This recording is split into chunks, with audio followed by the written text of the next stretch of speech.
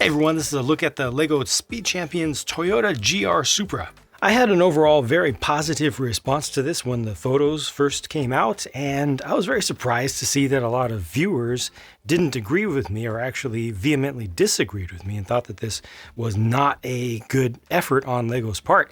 Now that I have built this thing and spent some time with it here in person, I've been able to see it fully in 3D from every angle, I stand by my original positive assessment of it. I really don't think that LEGO could have done significantly better as far as capturing the proportions of this and the key notes of its shape and its design without introducing a bunch of new, highly specialized and relatively large pieces to get some of the shapes. I mean, there's a lot of design work that went into this, as usual, but that doesn't guarantee, just a lot of complexity doesn't guarantee that something's going to look good. But to me, this looks very good for a LEGO model, for something that is not made from just a small number of very large, very specialized pieces designed specifically for this car.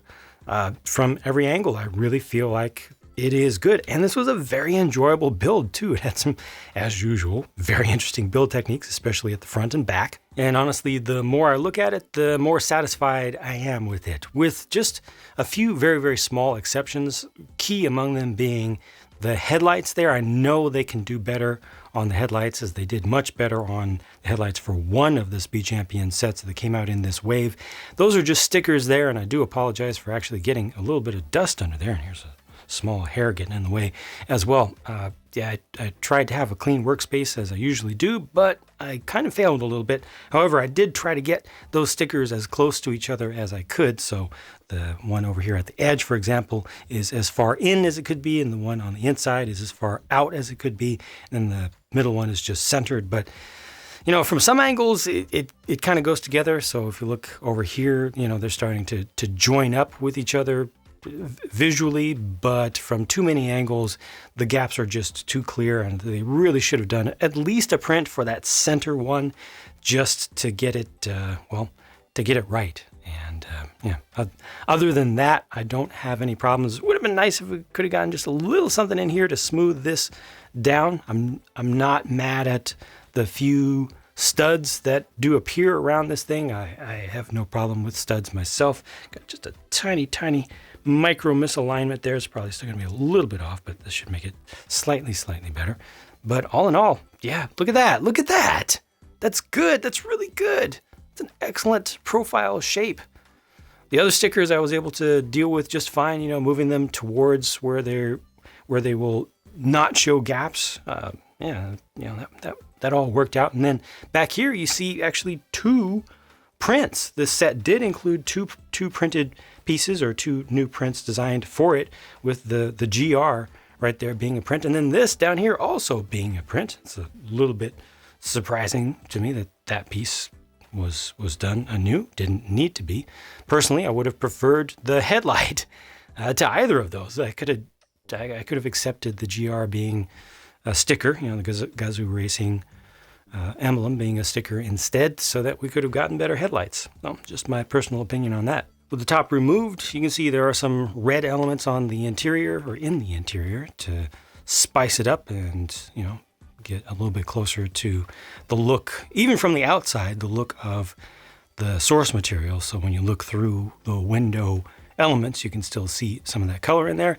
There's no printed or even stickered console or anything. You just have the drive shaft tube going down the center, and somewhat offset steering wheel. Unfortunately, that's just how these work out with the way that they're designed. And these are all built still around a single large chassis piece that kind of just gets you started. It doesn't do all that much. There's still plenty of building, and some of it is, again, really interesting, especially front and back. Here are the other pieces, so the leftovers, including one each of the small printed parts, an extra set of the wheel inserts, of course, and 5 spokes. Well, you can never go wrong with 5 spokes. And then this is just a wrench to help you to change those out. The sticker sheet, meanwhile, looked something like this. It's a fair number of stickers.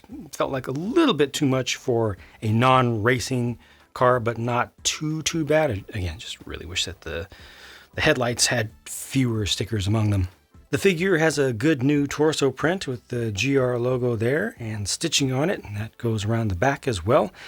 It's probably too much for me to hope for a GR Yaris to reuse this torso that they've already made. It's nice that this head does have two prints, and then they do also include the hairpiece so that you don't have to have a helmet on this guy all the time. You do need to have a helmet on him to get him to fit in the car with the roof actually on, but I do appreciate the inclusion of the extra piece so that, well, we can get more use out of these figures.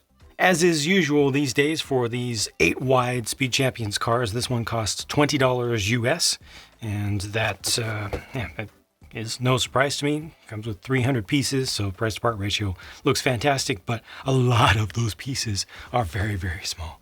Very, very small. So don't look just at that. Never look just at the price to part ratio. But overall, I am very, very satisfied with this thing, and I don't understand why so many people aren't, but hey, opinions are opinions.